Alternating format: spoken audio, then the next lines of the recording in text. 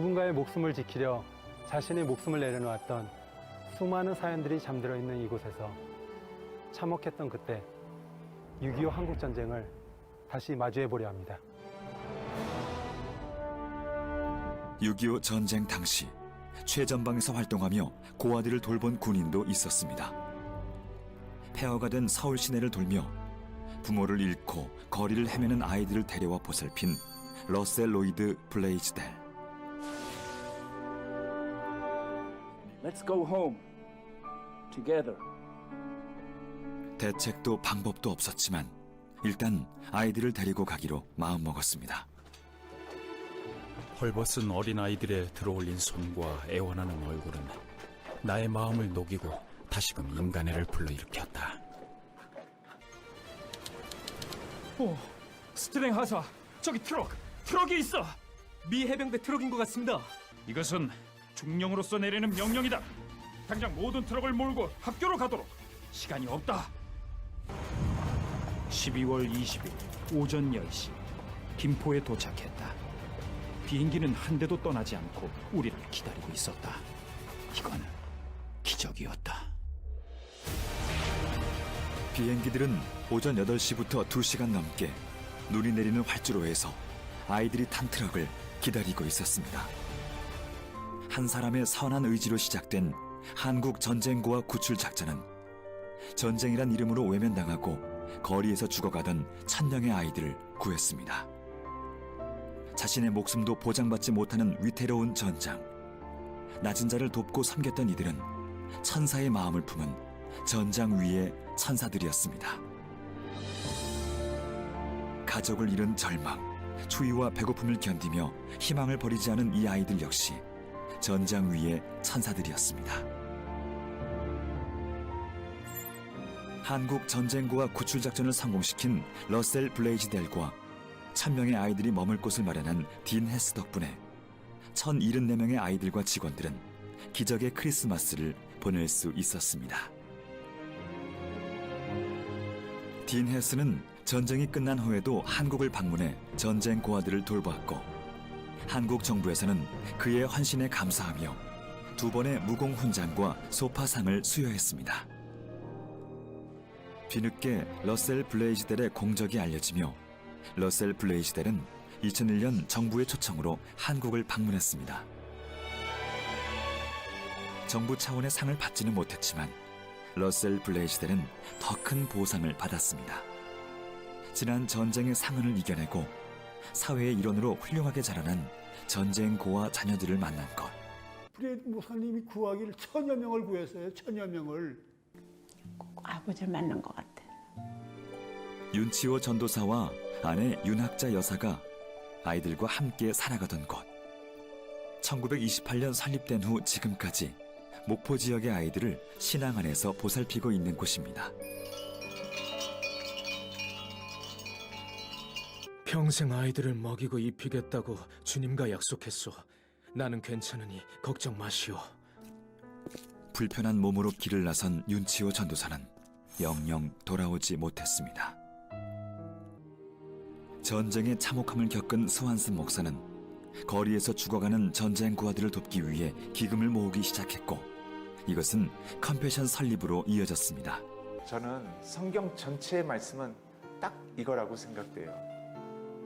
내가 너를 사랑한 것처럼 너도 너의 이웃을 사랑하라. 전쟁은 멈췄지만 여전히 남과 북으로 나뉘어 있고 갈등과 불안이 존재합니다. 그 옛날 전장 위에 사랑이 꽃을 틔운 것처럼 그리스도의 사랑으로 분쟁과 아픔을 이겨내고 새로운 사랑의 역사를 써나갈 수 있지 않을까요? 새로운 미래로 나아가기 위한 걸음을 다시 내딛어 봅니다.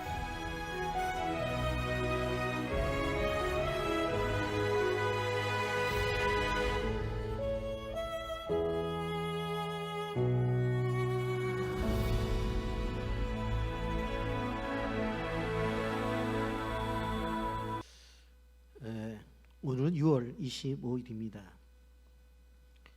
바로 73년 전 오늘 새벽에 북한 공산당의 남침으로 전쟁이 한반도에서 일어나는 비극을 겪게 됩니다.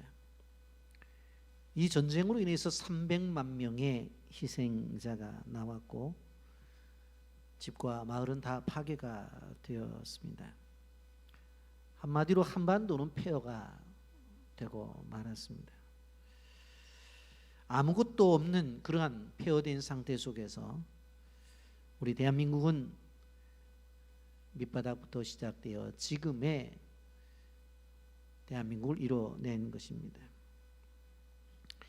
열왕기에 보면 다윗의 왕국이 남과 북으로 갈라져서 남은 유다 왕국으로 북은 이스라엘 왕국이 되었던 것처럼 이 조그만 땅덩어리인 한반도도 북은 조선인민민주주의 공화국으로 그리고 남쪽은 대한민국으로 갈라져 두 나라 간의 갈등과 그리고 질시와 다툼이 지금까지 계속 이어지고 있는 것을 볼 수가 있습니다.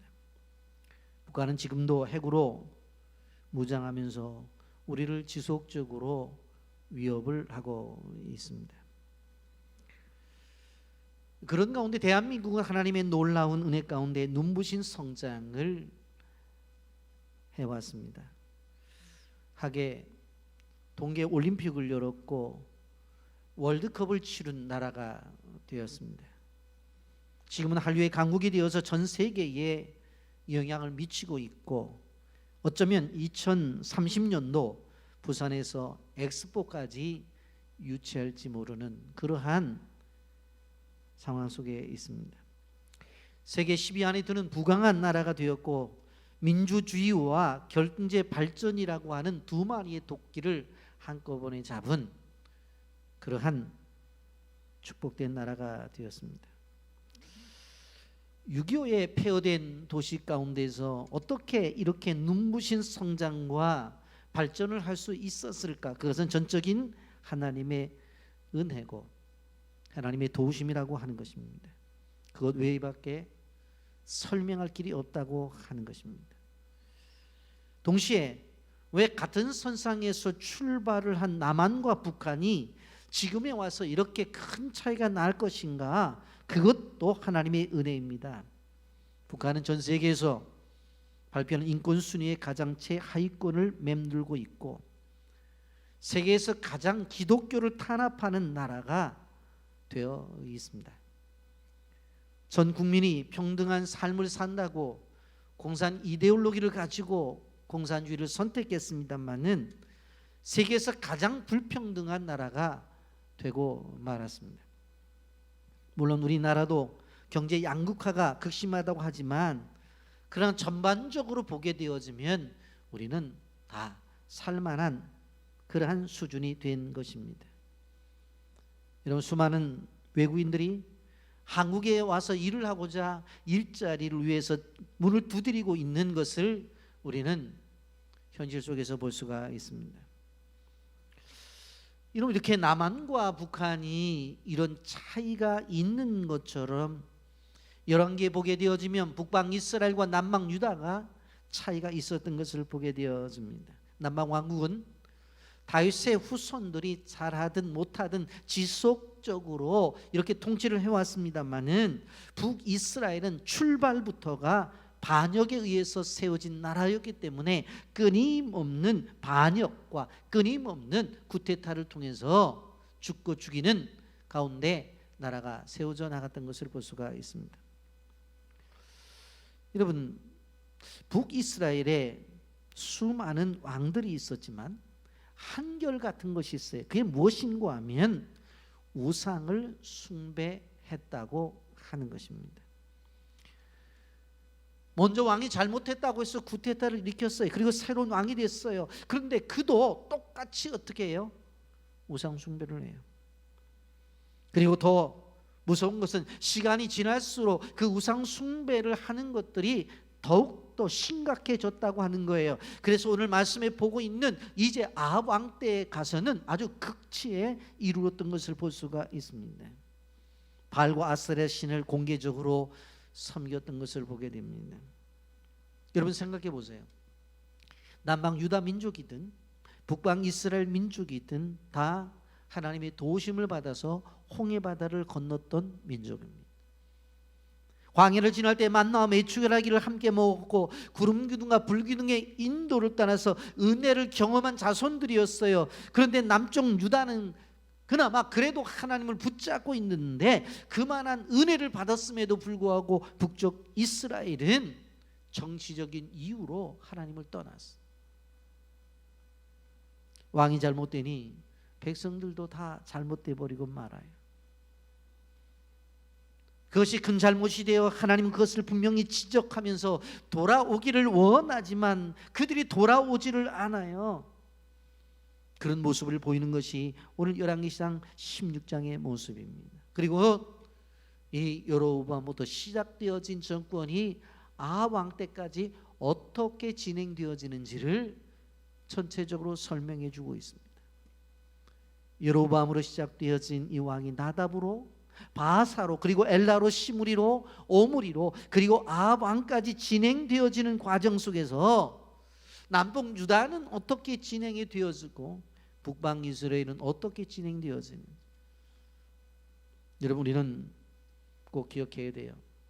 6.25 주의를 맞이하고 지나가면서 우리도 소망의 나라가 되기 위해서는 철저하게 하나님 중심의 그러한 나라가 되지 아니하면 이 나라도 소망이 없다라고 하는 것을 알아야 되는 것입니다. 여러분 우리는 지난 주일에 여로보암의 아들 나답과 그의 가족이 바사에 의해서 제거된 사실에 대해서 말씀을 들었어요. 그리고 남쪽 유다에서는 아사 왕이 종교개혁을 일으켰습니다만은 실질적으로 북방 이스라엘이 쳐들어 내려오려고 했을 때 하나님을 의존하지 아니하고 시리아의 베나닷을 의지하여서 그것을 물리쳤다고 하는 이야기를 들었어요. 여러분 이러한 상황 속에서 북방 이스라엘은 더욱더 악해지고 있는 모습을 보게 되어집니다. 여러분 실질적으로 이 종교적으로 하나님 옆에 바로 서지 못할 때에 정치적인 혼란이 다가온다는 것을 우리는 기억해야 되는 것입니다. 북방 이스라엘의 연이은 쿠데타를 볼 수가 있어요. 남쪽 유다는 다윗의 자손들이 이어서 왕이 됩니다마는 북쪽 이스라엘은 무려 9번이나 왕조가 바뀌어요. 쿠데타를 일으켜갖고 죽이고 또 왕권이 쓰고 또 얼마 있다가 쿠데타를 일으키고 또 죽이고 왕권이 쓰는데 이것이 9번이나 바뀌었어요. 여로보암과 그 애들 나답의 이 왕조는 바사의 쿠데타에 의해서 결국은 끝이 나는 것을 볼 수가 있습니다. 바사는 디르샤의 수도를 정하고 24년 동안 통치를 하게 되어지는데 실질적으로 열왕기상 15장 31절에 보게 되어지면 어떻다고 했어요? 그도 여로보암의 죄를 따라가고 있었다라고 그렇게 말씀하고 있습니다. 여로보암이 왕권을 유지하기 위해서 우상 숭배를 했죠. 그랬는데 실질적으로 바사가 쿠데타를 일으켜 자기가 왕이 됐음에도 불구하고 똑같이 우상 숭배의 방법을 선택해서 나라를 다스렸다고 하는 것입니다. 여러분 이때 선지자가 있었는데 하나니의 아들 예후가 나답을 죽이고 바사가 이제 왕이 되었을 때 뭘 예언해요? 실질적으로 죽을 것에 대한 예언을 하고 있는 것을 볼 수가 있습니다. 이 예후의 예언 우리는 기억해야 돼요. 아버지가 예언을 하다가 어떻게 되었어요? 결국은 감옥에 갔어요. 그럼에도 불구하고 그 아들도 똑같이 아버지처럼 바사에게 전하는 것을 볼 수가 있습니다. 그래서 실질적으로 그 예언의 말씀과 같이 바사가 죽어요. 그런데 죽은 뒤에 그의 아들 엘라가 왕이 되어져요. 그런데 엘라는 2년 동안 북이스라엘을 다스렸는데 아버지보다도 더 방탕하게 나라를 다스렸던 것을 볼 수가 있습니다. 팔레스틴의 기쁘돈에 진을 치고 있었는데 늘 우리식으로 말하면 술에 쩔어 살았어요. 늘 술에. 그 모습을 누가 받게 되어져요? 그 모습을 부하 시므리가 보게 되어지는데 얼마나 못마땅했는지 군사들은 나가서 목숨을 내걸고 싸우는데 왕이라고 하는 자가 어떻게 되어져요? 늘 술에 젖어가지고 저렇게 취해 있으니까 이게 어떻게 왕이냐? 그래서 시므리가 또 반역을 일으켜서 그 엘라 왕을 죽입니다. 지속적인 쿠데타가 일어나죠. 그런데 시므리는 바로 왕이 돼서 7일 동안 나라를 다스리다가 끝이 납니다. 그래서 보통 7일간의 왕이다 그렇게 표현을 합니다. 그의 정치는 공포적인 정치였어요.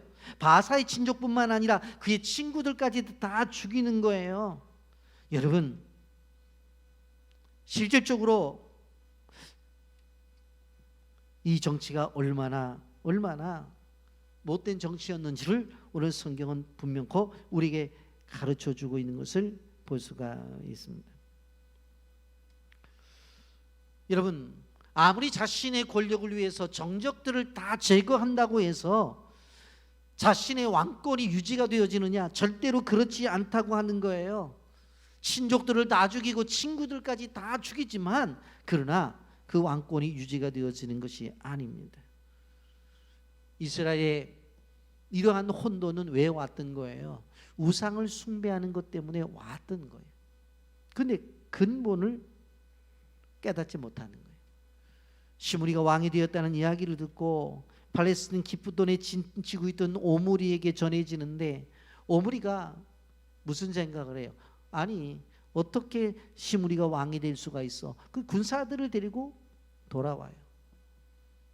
그 일로 인해서 어떻게 되어져요? 왕궁에 불이 나고 결국은 시므리는 불에 타라 죽게 맙니다. 그런데 이 오므리가 왕이 되어져야 되는 그런 상황 속에서 사실 기낫의 아들이라고 하는 디브니가 있었는데 오므리가 왕이 되는 것에 대해서 마땅치 않게 생각해서 결국은 내전이 벌어져요. 그런데 이 내전의 기간이 무려 4년 동안 내전이 벌어지는 것을 볼 수가 있습니다. 그리고 나서 나중에 오므리가 왕이 되어집니다.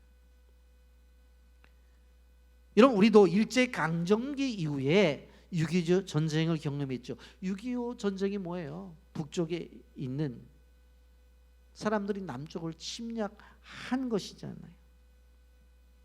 그러면서 끊임없이 그 이후로 이념 전쟁의 이 땅은 실질적으로 얼룩져 있었던 것을 볼 수가 있습니다.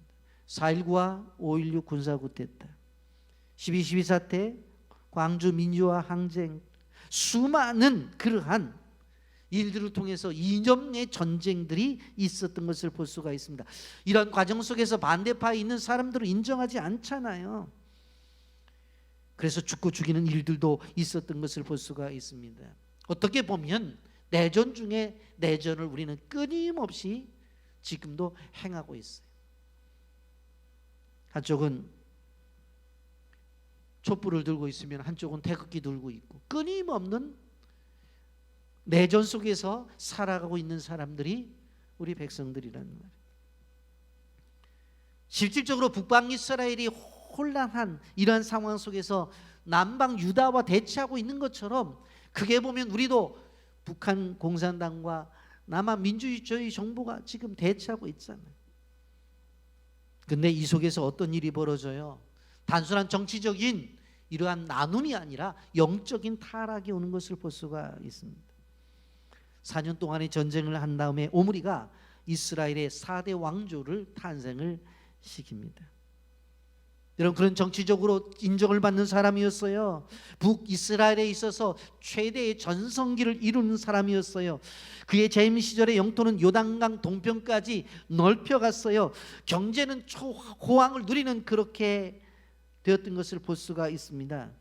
그래서 당시 고서에 보게 되어지면 오므리라는 이름이 이곳저곳에서 드러나는 것을 볼 수가 있어요. 왜 그래요? 그만큼 정치적인 지도자로서 인정을 받는 사람이었다고 하는 것입니다. 열왕기상 16장 24절부터 26절에 보게 되어지면 그가 은 2달란트로 세멜에 가서 사마리아 산을 사고 그 산 위에 성읍을 건축하고 그 건축한 성읍 이름을 그 산 주민이었던 세멜의 이름을 따라 사마리아라 일컬었더라. 오므리가 여호와 보시기에 악을 행하되 그 전에 모든 사람보다 더욱 악하게 행하여 느바세 아들 여로보암의 모든 길로 행하며 그가 이스라엘에게 죄를 범하게 한 그 죄 중에 행하여 그들의 헛된 것들로 이스라엘 하나님을 여호와를 노하시게 하였더라. 여러분, 우리가 기억해야 될 것은 그가 영토를 넓히고 그리고 먹고 사는 일들에 잘 백성들을 먹고 사는 일들에 어려움 없이 해 주었다 할지라도 하나님 앞에서 인정을 받는 것은 영적인 치적만이 인정을 받는다는 것을 우리는 기억해야 돼. 세상 속에서 무엇을 했다 그것을 중요하게 이야기하지 않아요. 어떻게 보면 성경을 보십시오. 오므리 왕에 대해서 할 때 뭐라고 말을 해요? 사마리아 성을 만들었다는 이야기하고 있고, 근데 그 뒤에는 뭐예요? 끊임없이 바로 여로보암의 뒤를 따라서 죄를 지었다는 이야기를 하고 있는 것을 볼 수가 있습니다. 여러분, 성경이 일관되게 이 열왕기상에서 주장하고 있는 것이 무엇인가 하면 하나님의 백성은 하나님의 백성다운 삶을 살아야 된다라고 하는 것입니다. 하나님의 백성이면 하나님 백성다운 삶을 살아야 되고 하나님의 주권에 의해서 세움을 받은 이스라엘 백성들은 하나님이 세운 나라처럼 살아야 된다고 하는 것입니다. 분명 하나님은 백성에게 은혜를 주셨고 세상의 백성들과 다른 삶을 살라고 그렇게 분명히 말씀을 하셨어요. 아브라함과 이삭과 야곱의 신앙을 이야기했어요. 그럼에도 불구하고 오므리의 통치에는 이 하나님의 뜻과 목적은 전혀 나타나지를 않아요. 끊임없이 우상 숭배를 통해서 자기의 이익과 자기가 원하는 것들만 계속 드러나는 거예요. 오직 세상의 승리와 성공에만 집착을 하고 있습니다. 그러면서 우상을 섬기죠. 금기된 이방 여인과 결혼을 하면서도 아무런 잘못이 없는 것처럼 그는 행하고 있는 것을 볼 수가 있습니다. 여러분, 우리는 기억해야 돼요. 우리가 어떻게 살아가고 있는지. 세상의 성공에만 우리의 마음을 빼앗기고 세상의 성공에만 우리가 관심을 두고 살아간다고 한다면 이 당시에 실질적으로 오므리와 다른 점이 뭐가 있냐고요. 오므리 왕의 모든 지적은 성경에 기록이 되지 않아요. 왜? 하나님이 관심이 없는 거니까. 성경에 기록할 만한 그런 가치가 없는 것이기 때문에, 그런 무가치한 것이기 때문에 성경에 기록이 되지 않는다. 세상적으로는 성공을 했죠. 그러나 하나님 보시기에는 그것은 성공이 아니에요. 우리도 잘못하면 그 치명적인 실수에 빠질 수 있다는 사실을 우리는 기억해야 돼요. 그런데 이 오므리 왕이 죽고 그의 아들 아합이 북방 이스라엘의 7대 왕으로 등극이 되어집니다. 여러분, 아합은 우리가 잘 아는 대로 실질적으로 그 어떠한 사람들보다도, 어떠한 왕보다도 우상 숭배에 앞서던 사람이었던 것을 볼 수가 있습니다. 그런 자신이 지금까지 섬겨왔던 그 금송아지 신 이외에 바알신을 섬기는 이세벨을 왕비로 맞이해서 송아지 우상도 모자라서 바알 우상도 드려왔던 것을 볼 수가 있습니다. 아무 생각 없이 그래도 되는 줄 알고. 여러분, 아합이 이세벨과 결혼한 것은 정치적인 목적을 가지고 한 것은 분명해요. 외교적인 목적이었어요. 그런데 외교적인 목적을 위해서 결혼했는데, 그럼 외교적인 목적 그것에만 상관이 되어졌느냐는 거예요. 그게 아니라는 거예요. 여러분, 31절에 보세요. 느바세 아들 여로보암의 죄를 따라 행하는 것을 오히려 가볍게 여기며 시돈 사람의 왕 엘바셋 딸 이세벨을 아내로 삼고 가서 바알을 섬겨 예배하고 그랬어요. 여로보암의 죄를 따르는 것을 가볍게 생각했다고 그랬어요. 그리고 시돈의 왕 엣발의 딸 이세벨을 아내로 삼았다고 그랬어요. 그리고는 그 아내가 바알을 예배했는데 그곳에 가서 함께 예배를 했다고 하는 것을 볼 수가 있습니다. 정략적 결혼이죠. 정치적인 결혼이죠. 그래서 실질적으로 나를 안정시키고 싶었죠. 그런데 이러한 방법이 동원이 되어질 때 끊임없이 하나님과는 멀어지고 있다고 하는 것을, 그래서 더 나아가 하나님의 진노를 사고 있다는 것을 성경이 말하고 있습니다. 30절 말씀에 보면 오므리의 아들 아합이 그의 이전의 모든 사람보다 여호와 보시기에 악을 더욱 행하여, 그렇게 말씀합니다. 여러분, 우리가 생각해봐요. 우리의 소망이 누군가? 끊임없이 잘 살아지는 거죠. 끊임없이 행복한 삶을 사는 것을 원하실 것입니다. 그런데 우리가 살아가는 세상은 끊임없이 더 악해져 가요. 꼭 북방 이스라엘을 보는 것처럼 왜 이렇게 세상이 그렇게 악해져 가는지를 몰라요. 여러분, 북이스라엘도 원래 하나님을 섬기는 민족이었어요. 근데 그 하나님을 떠나자는 혼란이 오잖아요. 우리나라도 보게 되어지면 우리나라가 복음화된 나라가 아니에요. 나라 안에 교회가 많이 있고 수많은 그리스도인들이 있지만, 그러나 다종교가 있고 이 나라 안에 무신론자들도 많이 있는 것을 볼 수가 있습니다. 여러분, 경제적으로 부유해진 것은 사실이에요. 근데 성적인 타락은 끝없이 깊숙이 구석구석에 파고 들어가는 것을 볼 수가 있어요. 돈을 위해서라면 온갖 죄도 두려워하지 아니에요. 사회는 진보니 보수니 하면서 생각이 다르면 증오하고 미워하고, 그래서 우리가 이 나라를 바라볼 때 점점 소망이 끊어지는 것처럼 생각이 될 수가 있어요. 꼭 북방 이스라엘처럼. 여러분, 이러할 때 우리는 깨어나야 돼요. 일어나서 복음의 빛을 비춰야 된다고 하는 것입니다.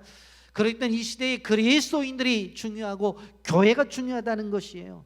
일어나 빛을 발해야 돼요. 복음의 빛이 더 절신한 시대가 이 시대라는 것을 우리는 기억해야 돼요. 미국이라는 나라를 보면 합법적으로 대마초를 파는 나라가 됐어요. 대마초뿐만 아니라 그냥 마약들이 범람하고 있어요.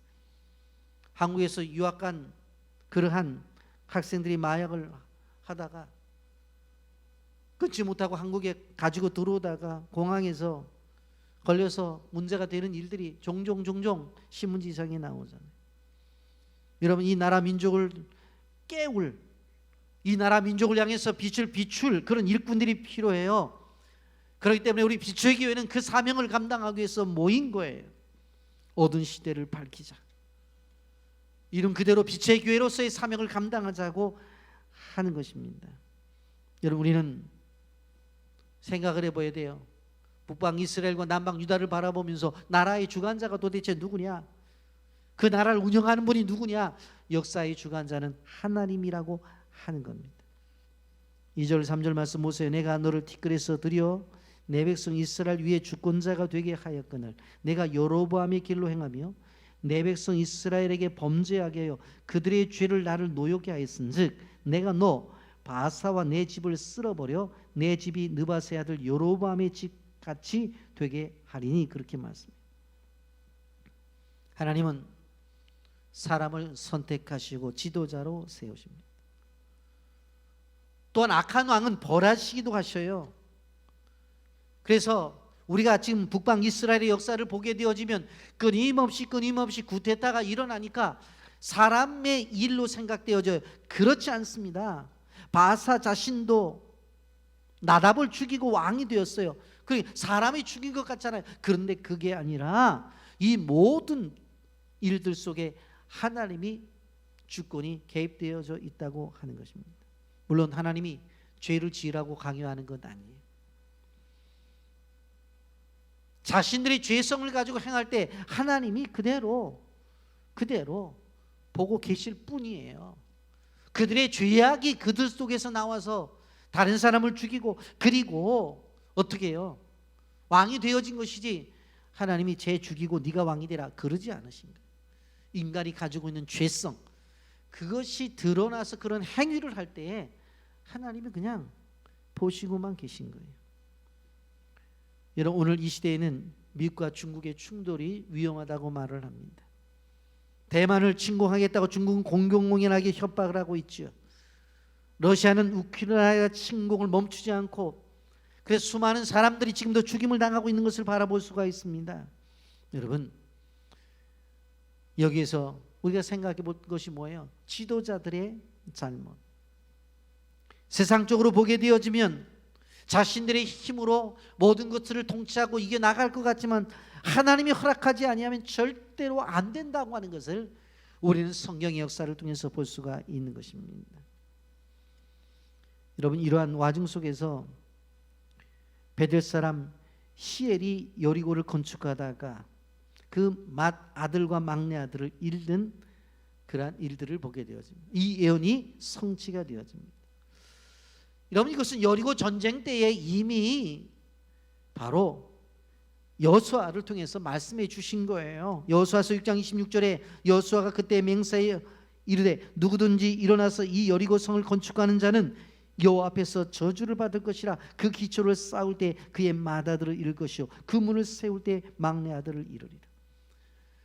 여러분, 이스라엘 백성들이 가나안에 들어가게 될 때에 첫 번째에 그들을 막고 있었던 것이 뭐예요? 여리고 성이잖아요.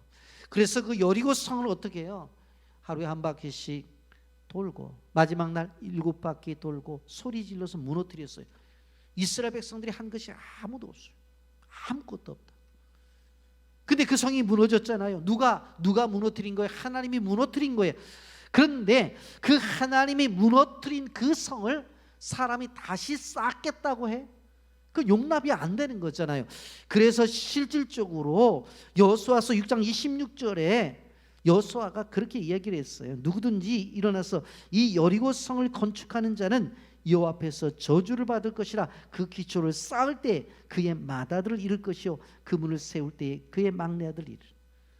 쌓기도 전에 그런 일이 벌어질 거라고 분명히 말씀을 했어요. 여러분, 근데 어떤 일이 벌어져요? 열왕기상 16장 34절에 그 시대에 베델 사람 히엘이 여리고를 건축하였는데 그가 그 터를 쌓을 때 맏아들 아비람을 잃었고 그 성문을 세울 때 막내 아들 수굽을 잃었으니 여호와의 눈의 아들 여호수아를 통하여 하신 말씀과 같이 되었다. 여러분, 이러한 와중 속에서 여리고성은 절대로 다시 세우면 되질 않는데 여기 한 사람이 나타나서 이 여리고성을 세우는 거예요. 그랬더니 그 오래되었던 전에 예언되었던 것들이 그대로 이루어지는 것을 볼 수가 있습니다. 마태복음 5장 18절 말씀, 진실로 너에게 이르노니 천지가 없어지기 전에는 율법의 1.1획도 결코 없어지지 아니하리라. 하나님의 말씀은 이렇게 임재하고 있다는 것을 우리는 기억해야 되는 것입니다. 여러분, 이 본문에서 우리가 생각하면서 한 가지 더 생각할 것은 무엇입니까? 죄에 대해서 우리가 바른 태도를 가지고 살아가야 된다고 하는 것입니다. 여러분, 아합을 설명하면서 31절 상반절에 느바세 아들 여로보암의 죄를 따라 행하는 그런 말을 하죠. 아합도 북이스라엘의 번영기를 이뤘어요. 그런데 성경은 그 이전에 어떠한 왕보다도 심하게 악한 일을 했다고 그렇게 말을 해요. 그래서 아합의 죄에 대해서 33절 하반절에 보면 그는 그 이전에 이스라엘의 모든 왕보다 심히 이스라엘 하나님 여호와를 노하시게 하였더라. 심히 노하게 했다라고 그렇게 말씀을 하고 있습니다. 여러분, 하나님의 말씀을 가볍게 여겼어요. 여로보암이 금송아지를 만들어서 섬긴 것을 무겁게 여겼다고 한다면 절대적으로 거기를 안 따라가죠. 더 나아가서 바알과 아세라 신을 섬겨서 그렇게 생활하지 않죠. 그런데 뭐 금송아지 정도 뭐 섬기는 것 같고 그 뭐 문제가 돼? 더 큰 바알 신과 아세라 신을 섬겨야지 하고 그렇게 행하는 거예요.